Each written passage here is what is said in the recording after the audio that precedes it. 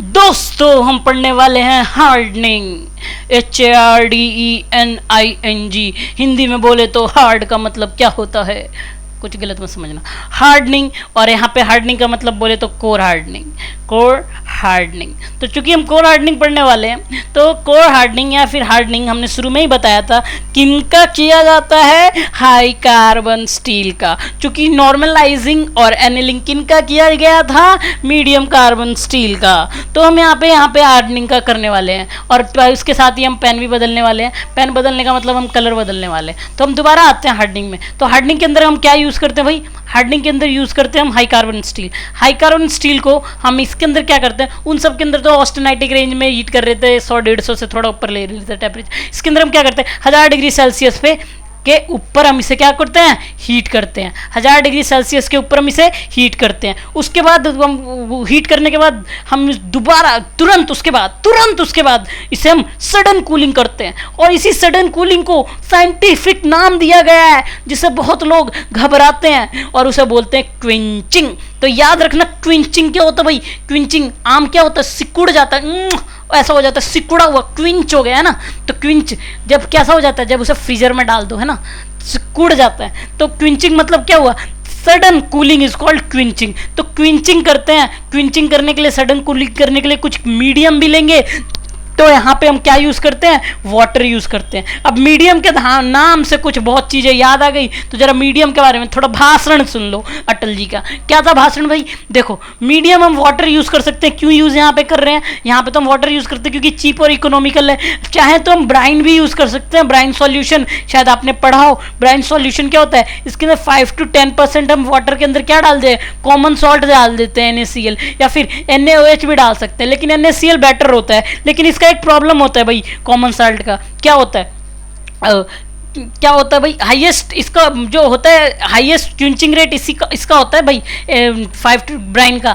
लेकिन इसके अंदर प्रॉब्लम क्या होता है भाई, इसके अंदर कोरोजन आ जाता है भाई, कोरोजन। तो हम कभी कभार तो इसका इलाज क्या हो भाई, मोल्टन। किसी ने बोला यार तू कोरोजन आ रहा है तो तू मोल्टन लीड यूज क्या कर, किसकी जगह, कूलिंग मीडियम की जगह मोल्टन लीड यूज कर ले, तो थोड़ा पॉइजनस होता है। लेकिन किसी ने बोला बे ये भी छोड़, तू क्या यूज कर, हीटेड ऑयल यूज कर क्विंचिंग मीडियम में, हीटेड ऑयल। लेकिन इसमें प्रॉब्लम क्या होता है भाई, हीट ऑयल क्या हो जाता है, एवापोरेशन हो जाता है, तो इकोनॉमिकली लॉस हो जाता है। तो इकोनॉमिकली लॉस आ जाता है तो हम और कोई तरीका हो सकता है क्विंच करने का भाई, याद करो। हाँ जी भाई, कन्वेक्शन द्वारा, फोर्स और स्टिल एयर द्वारा भी हम क्या कर सकते हैं, क्विंचिंग कर सकते हैं भाई। और NaCl और वाटर क्या बोलते हैं, सबसे हाईएस्ट क्विंचिंग रेट होता है। क्वेश्चन आ चुका है गेट और ESE के अंदर। उसके बाद NaOH प्लस वाटर का। अगर मैं लेवल ऑफ कूलिंग बोलूँ तो नंबर 1 किसे दूंगा, इसे दूंगा मैं, Na प्लस H2 है ना। उसके बाद नंबर 2 इसे दे दूंगा मैं, ठीक है ना।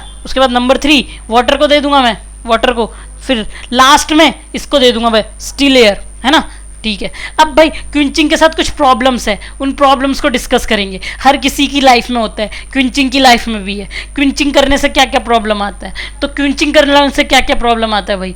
पहला जो प्रॉब्लम है वो तो मैं मीडियम से ही बता चुका हूँ। मैं क्या बता चुका हूँ मैं, कि कोरोजन होता है भाई। पहला जो प्रॉब्लम है वो कोरोजन होता है। दूसरा प्रॉब्लम क्या है भाई, चूंकि हम सडन क्या कर रहे हैं, सडन कूल कर रहे हैं, तो कुछ ना कुछ बच जाएगा। क्या बच जाएगा, रेसिडुअल स्ट्रेसेस। कुछ भी काम सडन होता है तो स्ट्रेस आ ही जाता है लाइफ में, कुछ भी सडन नहीं होना चाहिए, है ना।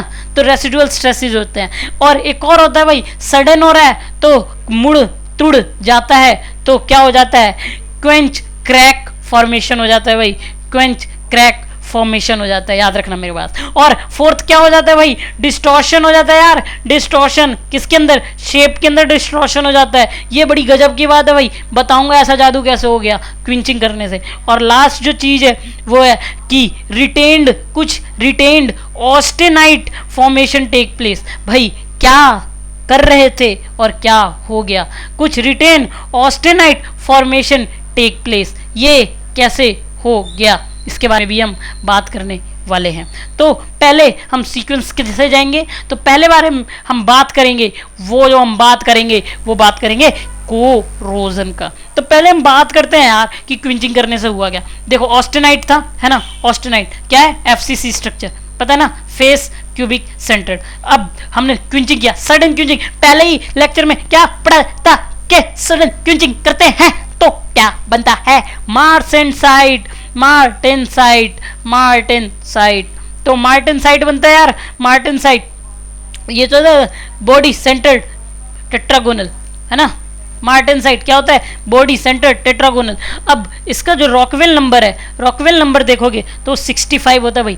रॉकवेल नंबर मार्टेनसाइट का सबसे ज़्यादा होता है मेरे दोस्त, रॉकवेल नंबर मार्टेनसाइट का सबसे ज़्यादा, मेरा highest Rockwell number in iron carbon transformation होता है भाई 65। अब कुछ कैरेक्टरिस्टिक देख ले, क्या ऑस्टेनसाइट से मार्टेनसाइट ट्रांसफॉर्मेशन का। अब उन कैरेक्टरिस्टिक को हम एक नए पन्ने पे देखने वाले हैं। तो कुछ कैरेक्टरिस्टिक देख ले भाई, characteristic of austenite to martensite, martensite transformation, martensite transformation.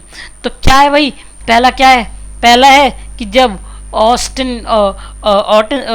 Gamma transformation take place, जब ऐसा होता है तो भाई क्या होता है, इंस्टेंटेनियस होता है भाई, मतलब बहुत तेज होता है। इंस्टेंटेनियस तो नहीं बोल सकते, बोल सकते हैं at very fast, at very fast speed, take place at very fast speed. तो क्रिस्टल स्ट्रक्चर भी FCC है और ये क्या है, BCT है। तो क्रिस्टल स्ट्रक्चर भी बड़ी तेजी से चेंज होता है मेरे भाई, और क्रिस्टल स्ट्रक्चर बड़ी तेजी से चेंज होता है। तो आपको पता है दोनों क्रिस्टल के वॉल्यूम भी क्या होंगे, डिफरेंट होंगे। तो वॉल्यूम भी बड़ी तेजी से चेंज होता है मेरे भाई, और वॉल्यूम बड़ी तेजी से चेंज होता है तो डेंसिटी भी क्या होता होगा भाई, बड़ी तेजी से चेंज होता होगा मेरे भाई। लेकिन यहाँ पे क्या हीरोइन धोखा दे जाती है, क्या, due to incapability of rapid change in density crack formation take place. चूंकि डेंसिटी उतनी रैपिडली चेंज नहीं कर पाता, इसीलिए क्रैक फॉर्मेशन आता है। तो एक रीजन पता चल गया भाई क्रैक फॉर्मेशन क्यों आ रहा है। दूसरी बात करते हैं, जब मार्टेनसाइट गामा से ऑस्टेनाइट और जो भी है गामा से मार्टेनसाइट का फॉर्मेशन होता है, तो हम बोलते हैं ये टाइम पे डिपेंड नहीं करता। शुरू में ही पढ़ाया था भाई, टाइम पे क्यों नहीं डिपेंड करता, क्योंकि स्लो नहीं होता भाई, ये फास्ट प्रोसेस है।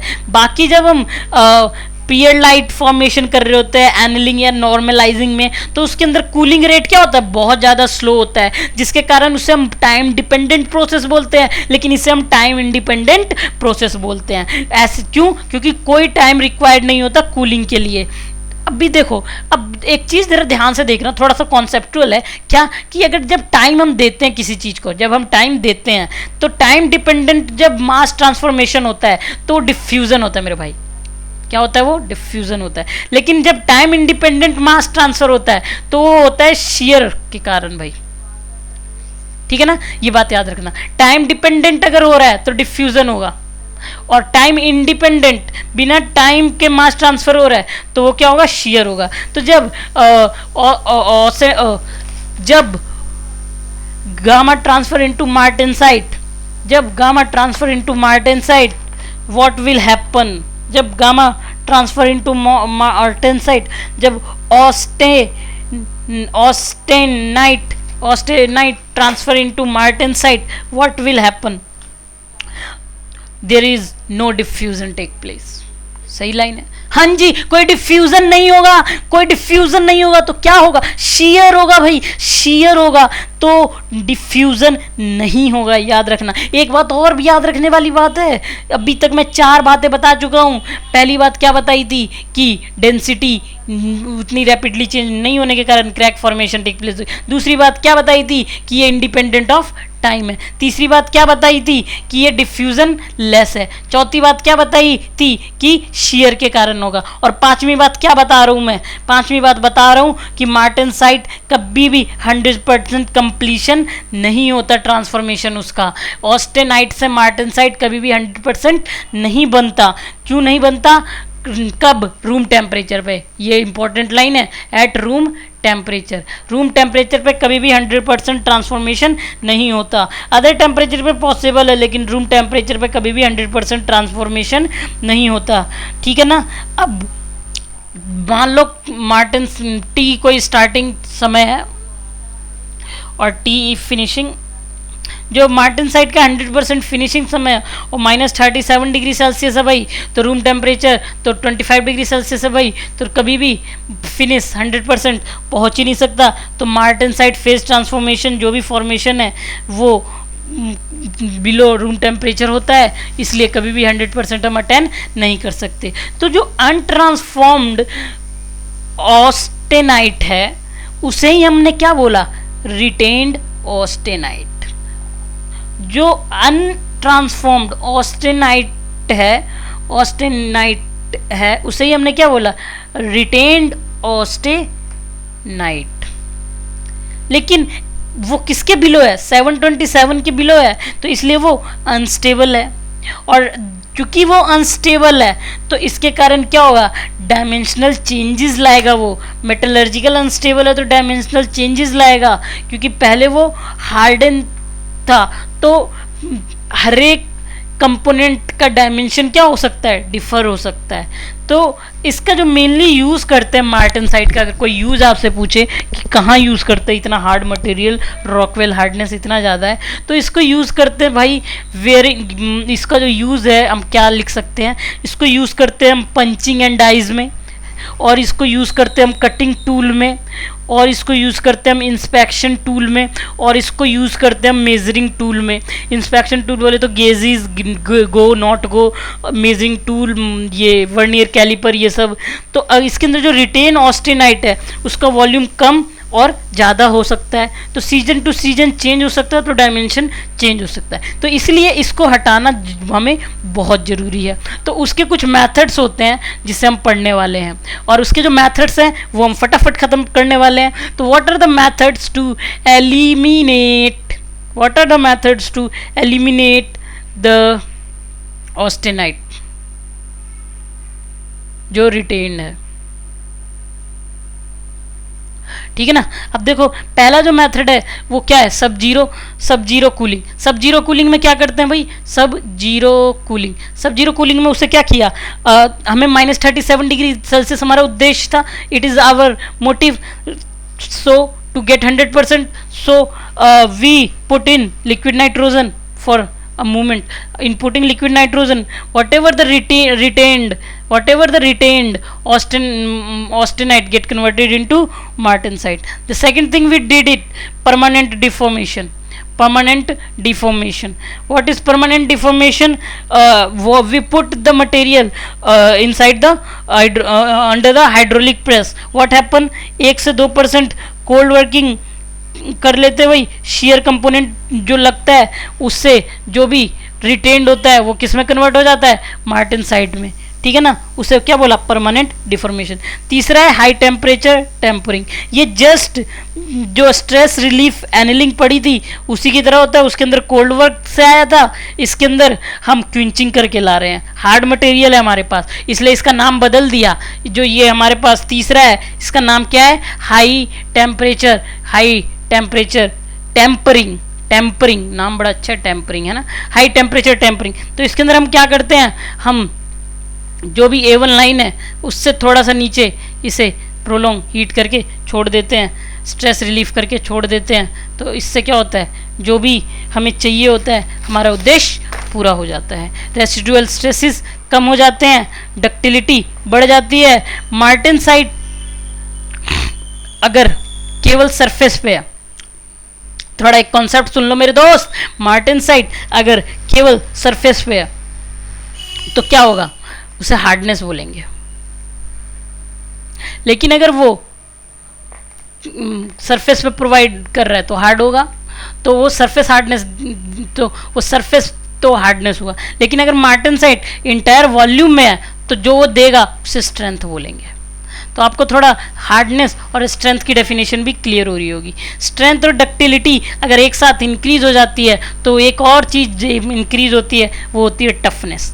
हाई टेम्परेचर टेम्परिंग क्या होता है, टफनेस के अंदर हार्ड और ब्रिटर मटेरियल में हमें डक्टाइल बनाना होता है और स्ट्रेंथ हाई करनी होती है। तो हम उसके लिए क्या करते हैं, हाई टेम्परेचर टेम्परिंग करते हैं। लेकिन जब भी हाई टेम्परेचर टेम्परिंग होता है तो इसके अंदर क्या होता है, इसके अंदर जो रिटेन्ड होता है वो किस में कन्वर्ट होता है, बेइनाइट में।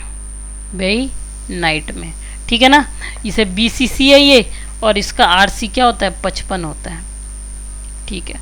अब कुछ इसका भी इंडस्ट्रियल देख ले, किसका, हार्डनिंग का इंडस्ट्रियल यूज़ क्या क्या है, या फिर हार्डनिंग के कुछ टाइप्स, इंडस्ट्रियल टाइप्स देख लेते हैं हार्डनिंग की। जो हार्डनिंग हमने पढ़ा वो कोर हार्डनिंग था मेरे भाई, कोर हार्डनिंग। तो इसके क्या क्या टाइप्स हैं, पहला देख लेते हैं। पहला है मार टेम्परिंग, पहला है मार टेम्परिंग। तो मार टेम्परिंग में क्या होता है भाई, मार टेम्परिंग में हम करते हैं मार टेम्परिंग, पहले चारों देख लेते हैं। मार टेम्परिंग, देखो मार टेम्परिंग में क्या होता है, मार टेम्परिंग में 1000 डिग्री सेल्सियस हम डायरेक्ट क्विंचिंग नहीं करते, 1000 से हम उसे पहले डिप करते हैं 800 डिग्री सेल्सियस वाले मोल्टेन साल्ट के अंदर, मोल्टेन साल्ट के अंदर, और उसे डिप करके फिर लंबे समय तक छोड़ देते हैं ताकि यूनिफॉर्म टेम्परेचर वो ले ले 800 डिग्री सेल्सियस। उसके बाद हम उसे हीटेड ऑयल में डाल देते हैं जो कि 300 डिग्री सेल्सियस था।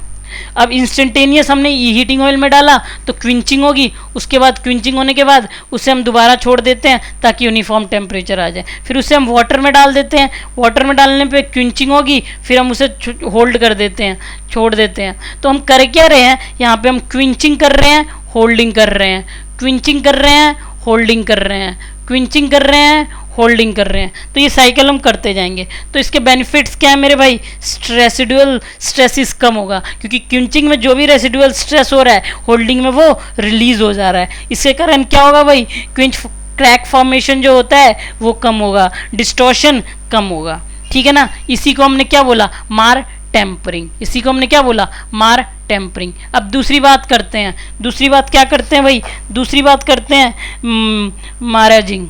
दूसरी बात जो है हार्ड में आता है मैरेजिंग। अब बात सुनो भाई, मैरेजिंग क्या है, कहानी सुनो मेरे दोस्त, मैरेजिंग क्या है। देखो मैरेजिंग क्या है, अच्छा एक कभी कभार बच्चे, कभी कभार मेरे दिमाग में क्वेश्चन आता है कि जब हम जब हम हाई टेम्परेचर टेम्परिंग कर रहे थे तो हमने क्या किया था, 550-560 डिग्री टेम्परेचर पे हीट कर दिया था। जब उस समय हीट कर रहे थे तो उन मार्टेन साइड का 98% मार्टेन साइड का क्या हुआ था, और वो कार्बाइड का क्या हुआ था जो पहले से थे उसके अंदर, ऑस्टेनाइट के अंदर कुछ परसेंट कार्बाइड जो थे। देखो जब ऐसा भगदड़ की तरह हुआ था, देखो जब हमने क्विंचिंग किया तो क्विंचिंग करने पे क्या हुआ, भगदड़ मच गई, भगदड़ मच गई, दंगे हो गए, और दंगे हो गए तो लोग, आग लग गई, आग लग गई तो लोग उस तरफ भागते जिस तरफ सब लोग भाग रहे होते हैं। तो ऐसा हुआ, कार्बाइड जो साथ मिलजुल के रह रहे थे, जैसे ही देखा कि सब ऑस्टेनाइट अपनी रंग रूप चेंज कर रहे हैं, एक तरफ भाग रहे हैं, तो कार्बाइड भी उनके साथ हो लिए और वो मार्टेनसाइट के अंदर छुप गए। लेकिन जैसे ही उन्हें स्ट्रेस रिलीफ करने का मौका मिला 550-560, वो तुरंत निखर के बाहर आ गए, और कार्बाइड जो छुपे हुए थे किसके अंदर, मार्टेनसाइट के अंदर, वो बाहर आ गए। और बाहर आने के बाद क्या हुआ, कार्बाइड फेजेस वो मार्टेन साइट के अंदर प्रेसिपिटेट हो गए, और प्रेसिपिटेशन के कारण कई सारे एलॉइड कार्बाइड फेजेस का फॉर्मेशन हो गया, और इसी को ही हम क्या बोलते हैं, मैरेजिंग। इसी को ही हम क्या बोलते हैं, मैरेजिंग। और ये मैरेजिंग कब होता है, टेम्परिंग पे होता है। तो बोला जा सकता है कि जो ग्रेन स्ट्रक्चर होता है मार्टेन साइट का, वो स्लोली ग्रो करेगा किसके अंदर, प्लेन कार्बन स्टील के अंदर, स्ट्रेंथ हार्डनेस हल्का सा डिक्रीज करेगा। लेकिन अगर वो एलॉइड स्टील है तो उसके अंदर टंगस्टन वैनेडियम मॉलिब्डेनम होगा जो कार्बाइड फॉर्म करेंगे, और कार्बाइड फॉर्म करेंगे, लेकिन सडन कूलिंग के अंदर वो सब छुप जाएंगे किसके अंदर, मार्टेनसाइट के अंदर छुप जाएंगे। लेकिन जब हम दोबारा उन्हें टेम्परिंग करेंगे तो वो मार्टेनसाइट से प्रिसिपिटेट हो जाएंगे, और फिर प्रिसिपिटेट होके मेनी एलॉइड कार्बाइड फेजेस का फॉर्म करेंगे, और इसी को हम क्या बोलेंगे, मैरेजिंग बोलेंगे। अब आगे चलते भाई, अब मैरेजिंग के बाद देखते हैं नेक्स्ट क्या है, ऑस टेम्परिंग। नेक्स्ट क्या है, ऑस टेम्परिंग। पन्ना खोल लेता हूँ और कलर चेंज कर लेता हूँ, AUS ऑस टेम्परिंग। तो देखो दोस्त, ऑस टेम्परिंग क्या होता है? ऑस टेम्परिंग होता है 1000 डिग्री सेल्सियस, 1000 डिग्री सेल्सियस पे जो मैंने पीस लिया था, किसका, 1000 डिग्री सेल्सियस पे जो मैंने पीस लिया था, उसको मैंने, ये हाई कार्बन स्टील का पीस है भाई, क्योंकि हार्डनिंग उसी पे करते हैं, उसको मैंने क्या किया, 450 डिग्री सेल्सियस पे कर दिया, मोल्टन लीड पे बात किया, मोल्टन लीड, क्विंचिंग किया मैंने, मोल्टन लीड बात दिया उसे, ठीक है ना, क्विंचिंग किया मैंने, मोल्टन लीड बात दिया, उसके बाद उसे होल्ड करके रखा बिलो 500, कितने लंबे समय तक, बिलो 500 लंबे समय तक। ऐसा करने से हुआ क्या, ऐसा करने से हुआ क्या, ऑस्टेनाइट जो था वो किस में कन्वर्ट हो गया, सबके सब किस में कन्वर्ट हो गए, बेनाइट में कन्वर्ट हो गए 100%। तो मैंने किया क्यों ये, क्योंकि ये लेस हार्ड है, तो ये लेस ब्रिटल होगा, तो ये मोर डक्टाइल होगा, लेस ब्रिटल होगा, लेस हार्ड होगा, इसकी थोड़ी टफनेस भी ज़्यादा होगी, और टफनेस, और क्वेश्चन आता है what is the toughest form of steel, and answer goes to austempering. तो टफेस्ट फॉर्म ऑफ स्टील कौन है, ऑस टेम्परिंग है। अब एक और अब बच गया हमारे पास मेरे दोस्त, उसे बोलते हैं ऑस फॉर्मिंग नाम से आपको शायद कुछ अगले जन्म के कर्म याद आ रहे हो। फॉर्मिंग यानी हम ऑस्टेनाइट स्टेज पे फॉर्मिंग, हम क्या करते हैं, रैपिड कूलिंग करते हैं क्रिस्टलाइजेशन टेम्परेचर से अबव, लेकिन बिलो A1, ठीक है ना, हम रैपिड कूलिंग करते हैं क्रिस्टलाइजेशन टेम्परेचर से अबव, पहले तो हम फॉर्मिंग करेंगे, है ना, फिर हम क्या करेंगे, रैपिड कूलिंग करेंगे क्रिस्टलाइजेशन टेम्परेचर से अबव, लेकिन बिलो A1 आपको पता है ना, ट्रांसफॉर्मेशन जो हो रहा था पढ़ा रखा है यार, A1। अब उसके बाद हम क्या कर देंगे, रोलिंग कर देंगे, और वो हॉट रोलिंग करेंगे। हॉट रोलिंग से क्या होगा, यूनिफॉर्म डिस्ट्रीब्यूशन हो जाएगा हार्ड माइक्रो कॉन्स्टिट्यूएंट्स का, जो बीट्स और पीसीज थे, जिससे क्या होगा, यूनिफॉर्म डिस्ट्रीब्यूशन सबका हो जाएगा, तो स्ट्रेंथ और हार्डनेस सबकी बढ़ जाएगी। इसी को क्या बोलते हैं, ऑस फॉर्मिंग। क्यों भाई, क्यों, देखो लोग कार्बन स्टील, अब हम आगे नेक्स्ट में करने वाले हैं सरफेस हार्डनिंग, और वो हम नेक्स्ट चैप्टर में करेंगे। Thank you, bye bye, student मेरे दोस्त। और आप एक जोक के साथ एंड करने जा रहा हूँ इस सेशन को। जोक क्या है, जोक ये है, what a joke you are is Ravish. जो कुछ नहीं है, बस ये कि please ignore, not ignore, I try to do my best, if some mistake happen in while speaking, please हो सकता है तो आप कमेंट सेक्शन में उसे करेक्ट कर दें, और कई बार गलतियाँ हो जाती है बोलते बोलते, तो उसे सही करें। आई एम न्यू, देखो आगे जाके क्या पता सही हो जाता है, नहीं होता है तो मैं बंद ही कर दूंगा बनाना, but okay, bye bye, tata, thank you.